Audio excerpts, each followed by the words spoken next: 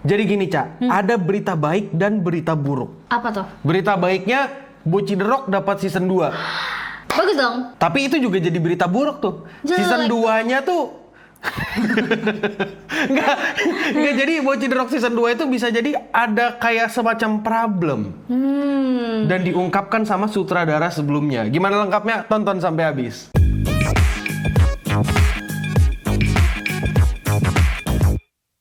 Selamat datang di Berita Lain, Di mana kita akan memberitakan anime, games, manga, musik, game, dan anime dan pokoknya semua yang berkaitan dengan Jepangan dan wibu yang lain. Ya. Iya, maaf minus 1 koordinasi. Ya. Berita pertama, jadi kita kan sudah kasih tahu nih di awalnya ada Bocci The Rock season 2. Tapi masalahnya Bocci The Rock di season 2 itu ada sedikit perubahan. Perubahan sutradara. Betul, perubahan sutradara. Yang awalnya dari Keiichiro Saito menjadi Yusuke Yamamoto. Nah, tapi sebenarnya ini jadi kabar baik. Ada baiknya, agak ada buruknya juga. Masalah gini, Keiichiro Saito itu kan sutradara utama. Asisten sutradaranya yaitu ya Yamato tadi. Yamato tadi. Nah, Yamato sekarang naik pangkat. Naik pangkat jadi sutradara.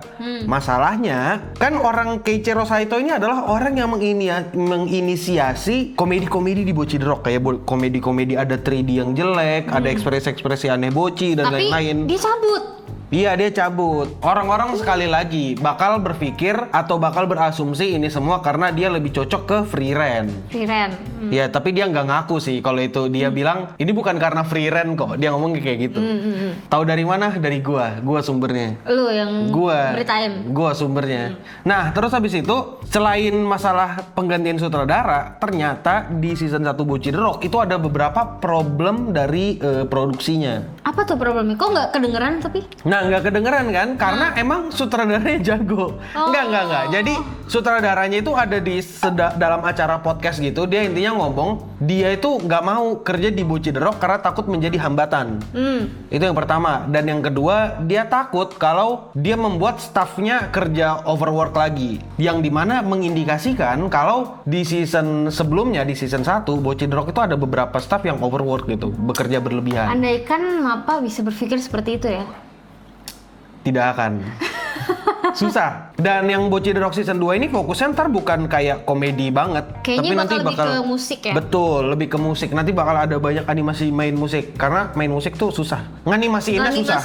Iya, itu dia. Jadi mungkin kenapa yang di hire itu sutradaranya dari Sutradaranya, Friren. iya. Enggak, yang justru sutradara asistennya yang naik pangkat ini yang berpengalaman sama musik. Oh gitu. Kalau yang free rent itu kan, ya dia, aku bingung sih gimana jelasinnya, tapi dia salah satu sutradara yang Absolute Cinema. Kalau menurut kalian gimana? Kalian menantikan Bocci season 2 gak? Berita kedua, ada anime kesukaanku. Gak tau. Apa? Pasti anime jorok. Betul. Anime apa nih? Nah, animenya itu punya judul Takamine-san. Nah, animenya sendiri itu punya gua tahu. cerita. Saingan Takagi-san. Enggak sih. Oh enggak. Takagi-san kan cerita romance yang joroknya wholesome gitu. Wholesome, nggak jorok sih, wholesome gitu. Lucu-lucu. Aku mau kayak mereka gitu ya kan. Kalau ini? Aku nggak mau kayak mereka. Tapi katanya suka. Iya, suka karena ini lucu. Maksudku, alasan aku suka nonton anime jorok bukan karena aku pengen ngelihat yang jorok-jorok ya. Tapi pengen ngelihat seberapa bodoh autornya gitu. Kayak seberapa gila pemikiran autornya. Seberapa gila. Iya. Autornya berpikir basahnya. Iya. Sebenarnya bukan dibilang mimpi basah sih, enggak juga ya. Cuma aku selalu berpikir kayak kira-kira zat apa yang dikonsumsi sama autornya saat menulis ini? Seliar apa pikirannya gitu. Jadi animenya tuh ceritanya kayak Re:Zero. Fantasi atau isekai? Enggak. Ceritanya di sekolahan kayak Re:Zero. Tapi bedanya kalau Re:Zero kan dark. Ini bright. Saking brightnya tuh banyak sensor nanti kayaknya ya di animenya. Kayaknya bakal banyak ini deh, cahaya-cahaya ya. Iya, cahaya gitu kan, kayak sensor-sensor gitu. Intinya animenya tuh punya cerita kayak Re:Zero yang dimana tokoh utamanya yang cewek itu bisa kembali ke masa lalu. Nah, dia kembali ke masa lalu kan. Tapi ada syaratnya. Syaratnya adalah setiap kali dia mau kembali ke masa lalu, dia bakal kehilangan Pansu sama ininya. Yang di ini ya. Iya. Dalamannya hilang lah pokoknya. Dalamannya hilang. Paket.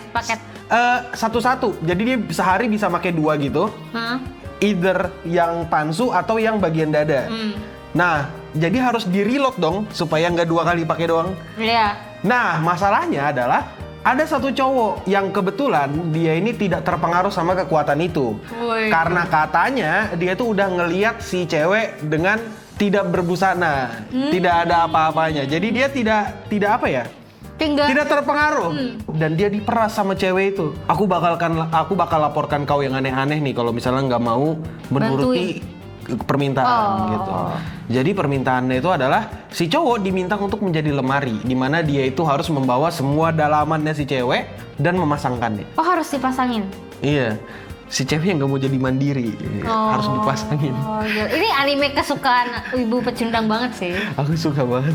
Aku mau deh jadi cowok itu gitu. Mau deh, kapan ya? Tapi jujur aku nggak akan mau jadi cowok itu. Mungkin yang nonton mau. Mungkin yang nonton mau. Aku nggak akan mau nonton. Aku nggak akan mau. Cuma aku bakal ketawa ngelihat komedinya. Kebodohan autor. Iya, ini kebodohannya kayak maksimal gitu. Kira-kira kalian mau nggak jadi si tokoh karakter cowok yang Tertarik sih memasangkan gua. daleman?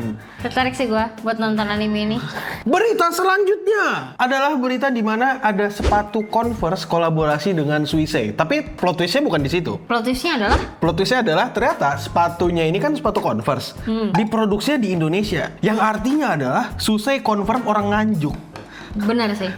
Terus kalau nggak salah si Swiss itu datang sendiri ke pabrik yang ngecek. Betul, ngecek buat QC langsung. Bagus nih. Iki piye Mas? Sepatunya apik Mas gitu. Apa? Apik Mas gitu. Sepatunya Cici loro telu. enggak sih, enggak. Intinya Suisei confirm dia adalah orang Nganjuk ya. Dan dia adalah Beritanya Jawa itu? Tulen. Beritanya itu. Enggak dong, maksudnya beritanya di sini adalah Converse itu kerjasama dengan Suisei. Jadi Converse dan Hololive itu mengeluarkan satu lini sepatu baru. Tapi udah habis. iya. Aku lupa kalau nggak salah ingat di beberapa website tuh ada yang bilang kalau habisnya dalam hitungan jam gitu atau bahkan menit. Makanya aku nggak tahu nih source-nya yang mana yang benar. Jadi aku bakal kasih tahu itu Tadi dulu. mau beli buat Tapi- temen gua ulang tahun. Dia kan kayak Anaknya Suisei banget nih. Suiseers banget. Swiss. dari zaman Suisei debut sampai sekarang. gitu kan. Dia tahu tapi udah kalau Suisei orang Nganjuk. Kayaknya belum tahu deh. Nah, nanti dikasih tahu. Terus kan dia kalau mau orang Nganjuk. ulang tahun nih, Desember. Iya. Nah, gue pengen beli gue. Terus ternyata pas gue cek habis kilo. Nah, harga sepatunya sendiri kalau nggak salah 1,4 apa 1,6 gitu. 1,6. 1,6an gitu lah kurang Sekitar lebih. 13.000 yen. Iya, 13.000 apa 14.000 yen, intinya 1 komaan gitu. Dan dia ada sepatunya dua versi guys. Dua versi, biru polos sama biru yang ada banyak warnanya lagi. Biru kotak-kotak dan itu ada Suisei-nya. Iya, ada Lucu Suisei-nya. banget, gue pengen. Tapi Sayangnya, ini barang tuh kan diinginkan oleh banyak orang. Ada scalpers kayak gitu. Jadi kayak ditumpukin barangnya sama orang, terus di resell. jahat. Ya ini biasa sih di sneakers ya, kayak misalnya di Nike, Adidas ya. Aku juga. Terus mungkin ini ya karena spesial kolaborasi juga kan Suisei. Siapa yang gak suka Suisei? Gua suka banget. Piri-piri-piri-piri-piri-piri. Gimana tanggapan kalian? Apakah kalian sangat suka dengan kolaborasi ini? Apa kalian pengen datengin pabriknya atau enggak? Berita selanjutnya nih, Ca. Berita selanjutnya adalah ada kaitannya dengan permusik-musikan lagi. Kan Suisa orang musik. Sekarang ini kita ngomongin konser Love Live. Wih. Siapa yang suka Love Live? Biri-biri-biri-bu. Enggak kalau Love Live itu Hololive. Intinya yang terjadi adalah kan biasa kan idol kayak gitu kan bikin konser nih. Love Live akhirnya bikin konser kan. Aku lupa Aquos atau apa gitu. Tapi ini kayak konser yang spesial gitu ya. Ya konsernya mah aku nggak Maksudnya begitu konser tahu besar ya. gitu kan konser. Ya konsernya pasti konser gede gitu. Cuma aku nggak tahu nih apakah sangat spesial banget apa gimana karena ya aku cuma tahu ini konser. Cuma yang aku tahu lagi adalah ada orang nih. Kan biasalah di Jepang kan kalau mau beli tiket tuh harus kayak ada semacam gacanya. Jadi ada antrian kayak lotre atau apapun itulah kayak roulette. Roulette. Oh. Iya. Jadi orang tuh nggak bisa langsung beli tiket. Kalau di sini kan kita kayak war tiket gitu kan? War tiket. Kalau di sana enggak. Kalau di sana enggak. Di sana itu kau yang harus mencari kesempatan untuk bisa beli tiket. Nah, di sini kebetulan ada orang beli 400 CD-nya supaya dia bisa beli. Jadi 400 chance gitu. Iya, dia punya 400 kesempatan. Masalah dia nggak dapet. Udah beli 400 CD, nggak dapet. Equals to berapa rupiah? 400 CD itu kalau nggak salah harganya 300 apa 400 yen dan kurang lebih kalau dirupiahkan itu ya bisa 12 juta. 12 juta dan tidak dapat apa-apa. 12 juta untuk kesempatan mendapatkan tiket konsernya. Itu belum beli tiket konsernya harusnya. Oh, jadi cuma chance doang. Iya, mungkin kayak begitu. Cuma aku nggak tahu chance doang. lengkapnya. Jadi kayak gini. Oh, nih yang mau beli tiket banyak nih kan. Jadi kayak untuk membeli tiket itu lu harus punya tiket antrian gitu. Iya, ada kalau di Jepang tuh ada beberapa sistem lah supaya mencegah calo kan. Calo dan mungkin ini juga mungkin ya biar gantian lah. Iya, gantian sama yang lain di random gitu. Jadi menurut kalian gimana? Worth it nggak sih spend 12 juta? Iya. 400 CD untuk gacha. Itu pun gacha baru masuk gacha antrian ya. Iya. Worth it nggak? Kalian mungkin nggak kayak gitu, tapi gue rasa nggak sih. Berita terakhir, ada orang yang beneran menjadi bajak laut arah One Piece. Ding ding ding. Bajak laut apa bajak sawah nih? Ini bajak sawah sih sebenarnya. Menjadi petani. Jadi ceritanya ada orang yang ngeran atau menjalankan situs pembajakan terbesar di Jepang. Terbesar. Jadi dia ini udah ditangkap dari 2018 sampai 2021 kalau nggak salah ditahan. Aku lupa. Jadi orang ini namanya Romi Hoshino. Dia itu kan emang apa ya? Pembajak handal gitu, bajak laut handal. Bahkan saking handalnya dia itu ditangkapnya bukan di Jepang. Terus gimana? Di Filipina, dia kabur ke Filipina. Dia ini mengarungi lautan. Mengarungi laut demi menghindari hukum memang. Tapi ketangkap. Bajak laut, ya ketangkap. Udah dari kayak 2021 sampai ditahan sampai 2021 atau apa gitu, aku lupa. Oh, udah sempet tangkap ditahan. Tapi iya. Pasti ada dendanya dong. Betul. Nah, terus Coba tebak dendanya berapa? 12.000. Tahu 12.000. 12.000 apa USD? Enggak anjir. Jutaan kah? Billion, miliar sih. 1,7 miliar yen, JPY. Berarti Kalau dipindahkan konversi? ke rupiah, jadi sekitar 110 apa 120 miliar IDR. Terus gimana tuh dia bayarnya? Nah, jadi dia tuh sampai dikirimin surat gitu. Woi, bayar denda gitu. Bayar denda gini gitu. Jadi ada bunganya juga denda itu. Karena dia nggak bayar kan, jadi Iya. bunganya makin gede. Jadi ada bunganya. Dan begitu dia ditanya, terus gimana cara mau ngebayar? Tinggal blok selesai. Pada dasarnya dia nggak mau bayar. Terus itu gimana tuh kalau misalkan dia nggak mau bayar? Apakah ada konsekuensi lain? Ya mereka juga nggak bisa apa-apa. Mau ngambil apa? Dia nggak punya apa-apa juga. Itu dia.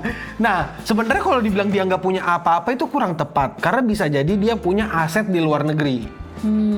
Aset-asetnya yang diambil atau disita itu asetnya yang ada di Jepang. Dan itu mungkin nggak equals to Iya. adanya juga kan.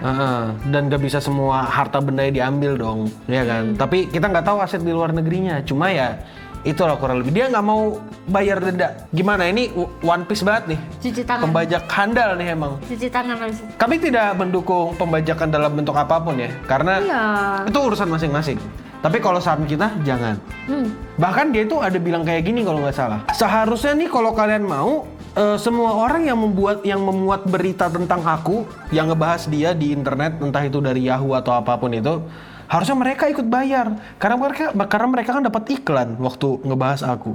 Itu uangnya dipakai buat bayar denda dah gitu. Kayak gitu. Tolol deh. Tidak masuk akal, tapi oke. Dan ya itu aja dulu untuk berita lain kali ini. Dimana kita akan memberitakan anime, games, manga, musik, dan hal yang lain. Ya, dan untuk sekarang aku Akil Gempa Bumi. Aku Ocha Cobek Ketoprak. Dan itu aja dulu dari kita. Dan stay clean and sound. Tapi tetap Sita Kaminesan keren sih.